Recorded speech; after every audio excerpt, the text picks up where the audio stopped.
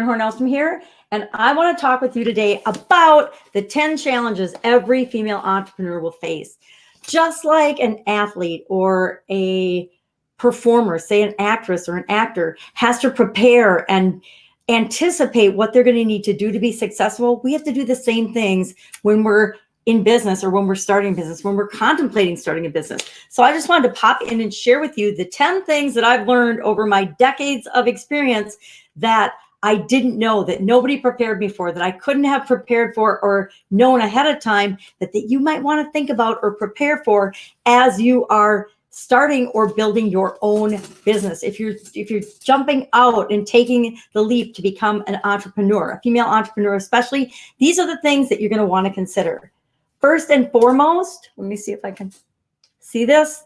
You're going to have to decide that the security and the sense of security that we think we have with the paycheck is a thing of the past. We're not going to have the guaranteed 5 or 8 or 10 or whatever $1,000 a month coming in that we had before if we take that giant leap of faith. As we become an entrepreneur, the guarantee of the salary, exchanging our time for money, that's not going to be there anymore. So we have to take the psychological leap of faith before we take the physical leap of faith and know that nobody's going to be paying us for our time. Our time, our investment is in our business. It isn't going to be a dollar for dollar or a dollar for time exchange. So number one thing to take into consideration and realize is the sense of security that you have with your paycheck, assuming that you have a job and a paycheck, is going to go away. No more benefits, no more insurance, no nothing. It's all up to you, which is, I call it eustress. It's positive stress because it means that you are in control of your life. You decide what things mean to you.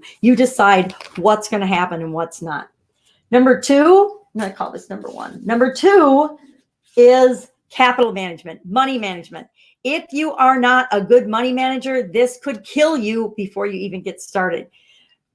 A dirty little secret for female entrepreneurs to know is that men get capital, access to capital, much more easily than women do. It's much harder for women to raise capital or to get capital in the world, just like it's a lot harder for women to do a lot of things in the world. And we just need to work all the harder, be more prepared, have our P's and Q's in line, cross our I's, dot our T's, and play the game to compete with the men that things come so much more easily for.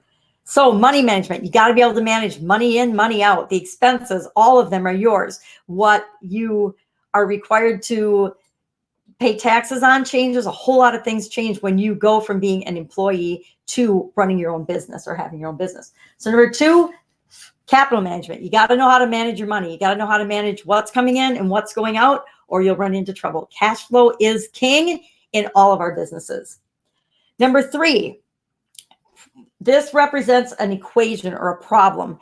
There are going to be problems and you're going to be required to do things that you've never had to do before. You're going to have to solve problems and anticipate things that you can't possibly know in advance when you're starting your business. In the Italian food manufacturing business, ran into stuff that I could never have imagined, even though I had a manufacturing and an engineering background. Stuff breaks, stuff comes up, vendors die. I had one of my vendors committed suicide he was my main vendor for a couple of my raw materials. And we had a backup plan, but it was a lot more expensive. So we had to solve the problem of finding a new source for those raw materials at a price that made sense. And that was a problem we couldn't have anticipated. I never would have anticipated that any of my vendors would have committed suicide, right? How can you anticipate that? You can't. But you have to be able to solve problems fast. Number four is team building and creating a team around you. At some point, you're going to have to add people to your organization. You're going to have to get help, either outsourced help and interns and people that work from home remotely with you, or build a team inside your business. Being able to build a team and manage them is very different than being a sole lone wolf entrepreneur, but you're going to have to figure that out. You're going to have to get good at that or hire somebody that's really good at that for your organization if you want to grow and scale. So that's the fourth challenge that you're going to face, the challenge of bringing people on board, team building. Our fifth challenge is creating a vision that other people will get behind and want to achieve with you. When you're an entrepreneur, you can be the only one that holds the vision and holds the light of the vision, but we still need customers and people that want to see our vision come into reality, right? But as you add people and build that team, you have to be able to paint the picture of that vision for everyone in your organization, as well as your customers, in order to achieve the goals and build the business that you want. Number 6 represents little crying face, loneliness. Guess what? Being an entrepreneur, being a business owner means you're one of the 3% that step out of the norm, the regular working crew that works paycheck and lives paycheck to paycheck, and you're creating something different in the world. That can be really lonely, especially with our friends and family. If I call up, and I won't, but if I were to call up any of my friends and family and complain about something in my business, unless they're another business owner or entrepreneur, I'm not calling them and I'm not talking to them, because all I'm going to hear is, I told you so. I told you not to do that. I told you not to go out on your own. You should have stuck with your cushy job. My mom, after 20 years, still asks me when I'm going to go get a job. Go figure. So you're going to be lonely. Figure out strategies and ways to deal with it. When I'm lonely, I really am never lonely. I just get busy. If I'm feeling like I'm having a challenge or a struggle, I go to my problem solving mode and I'm like, okay, I don't know how to do this, but I'm going to figure it out. And then I don't really feel lonely. I find that the busier I get in my business, the less I have time to even think about, much less feel or be lonely. Number 7 in our challenges, top 10 challenges you're going to face as a female entrepreneur, is accounting, tax, and legal things. You're going to have to talk to and deal with lawyers and accountants and CPAs and people that are specialized in various areas that you have no inkling of what they're talking about. You're going to have to deal with people that are a lot more successful in different businesses than you. You're going to have to be confident in all of those interactions.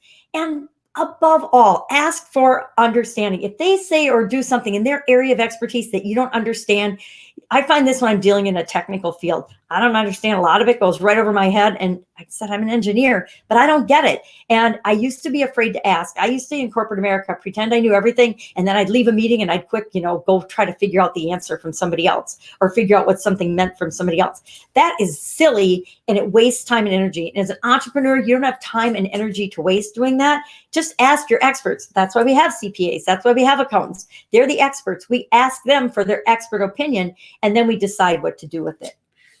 But never feel like you're not good enough to ask questions, or that you're stupid if you ask questions. You're actually stupid if you don't ask the question, because it takes you longer to figure out the solution. Number 8 in the challenges you're going to face as an entrepreneur is, excuse my drawing, many hats.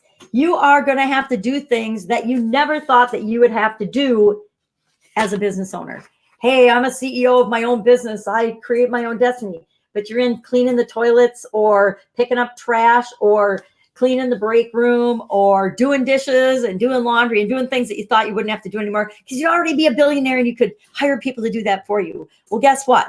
On your way to that, on your way to the top of this mountain, you're going to have to wear a lot of different hats. You're going to have to be the person that hires people, the person that lets people go, the person that trains people, the person that creates the systems and the processes and the procedures that make your organization work. That means a lot of different hats. Boom. So just get used to the idea until you can hire other people to fill those shoes and fill those hats. Number 9, and this is a biggie for us women and for a lot of women in general. It is to represent, I got to go the other way, competition. And this is 3 little racers running a race. And this is one guy whipping the first person and the other one stabbing the second person in the back. Because competition, people, it's real. And the secret and the trick with competition is you're going to have people do things to you that you can't even imagine. I actually had competition in one of my businesses that caused me so much stress and anxiety that I actually had a sudden cardiac arrest and died. That's the kind of mean things that competitors can do to try to knock you out of your game. Guess what? They only try to knock you out of their game if they're threatened by you. If you're not a threat to them, they'll just ignore you. But as you become a threat, as you begin succeeding in your organization and your business, and as you begin getting customers and attracting attention, people get envious. They get jealous. They do things you can't even imagine that they would do. That's what happened in my situation. It was so outside my belief system and my ability to believe or comprehend that people would behave in a certain way. I actually shut down about it. I did win in the end, by the way. So competition, just know it's out there, but The secret to competition is to always just be continually improving, doing what you do and serving the people that you serve better than anybody else, and then always stepping up your game and serving those people and solving their problems, and then competition becomes irrelevant. If you're only competing against yourself, competition becomes irrelevant. And number 10 is probably the biggest thing that knocks most people, let me see if I can get this to show, out of being an entrepreneur or being a business owner.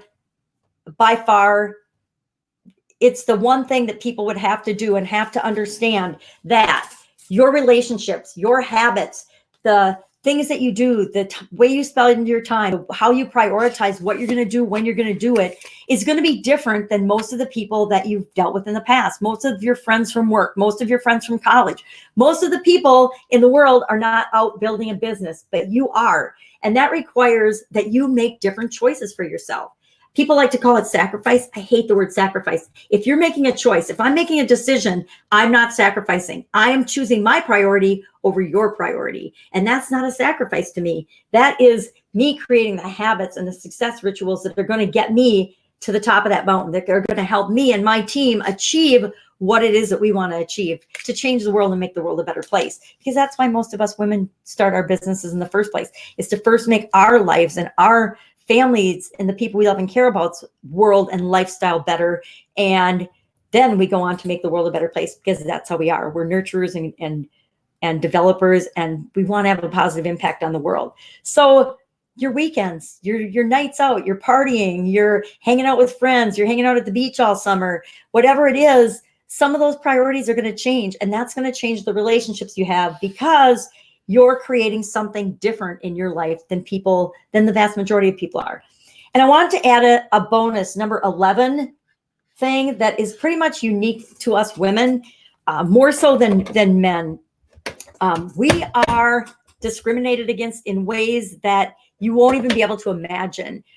You will be talked down to, because most of us, let's be honest, we're entering male-dominated businesses and industries, and we will be talked down on. We will be treated differently. We will be scoffed and laughed at behind our backs and to our faces. We will be ridiculed, because we will be judged for who we are, what we look like, what we wear, anything we've ever said or done in the past, much more harshly than men will. It's not right. I'm going to be the first to tell you it's not right, but it is a fact of business life. We will be pitted against other women to try to degrade us and make us weak. We will be played with unfairly. We will be discriminated against. We will be disrespected. We will be ridiculed. But that's just part of it. Knowing that you'll be discriminated against, just put on, I put on my purple suit. I say, I just put on a tough rhino skin, and I know that it's not about me.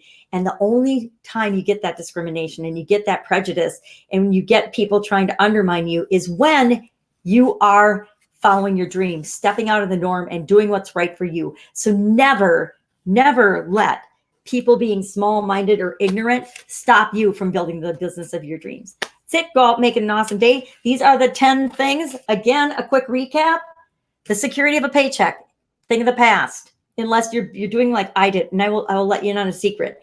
I ran businesses on the side while I worked in corporate America and was building my family. I actually had the best of both worlds. I had the security, but that meant I had to make a lot of lifestyle changes to compensate for the small amount of time I had to build my businesses. Capital management. You got to be able to manage money. You got to understand that you're going to have problems and you're going to have situations that you've never had before. Just know that you'll always figure them out.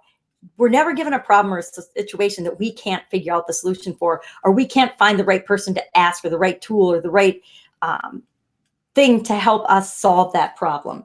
Team building, you're going to have to build teams. You're going to have to deal with people. People are going to be one of your biggest challenges as you are undergoing your business endeavors. Have a vision that you paint for everybody else. Know that it's going to be lonely sometimes, but you can survive it because you just focus on the why you're doing it and take that next step and you'll be fine.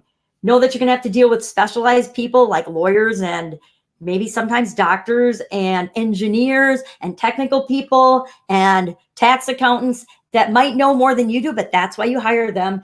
Ask them for their help, learn their expertise, get them to work for you. That's why we have them. You're going to have to wear many hats in the beginning and maybe even in the end. Women are really good at this. Isn't a problem for us. We're used to multitasking and wearing many hats and having to do a lot of different things and fill a lot of different roles. So to be honest, number 8 is probably a bigger challenge for our male counterparts than it is for us. Number 9, competition is going to blow you away. The things people will do when they feel threatened by you are unimaginable. Just take it with a grain of salt, smile, and know it's all about them and that you only have to compete against yourself. Lifestyle changes, again, that's probably going to be the biggest trade-off and what keeps most people out of the entrepreneurial and business ownership game. They don't want to change their habits. They don't want to change their relationships. They don't believe it's possible for them, so they don't even try. And then finally, discrimination is going to happen. Know that it's going to. Don't let it shut you down. Go after your dreams because nobody else can do it for you. I will, of course, see you soon.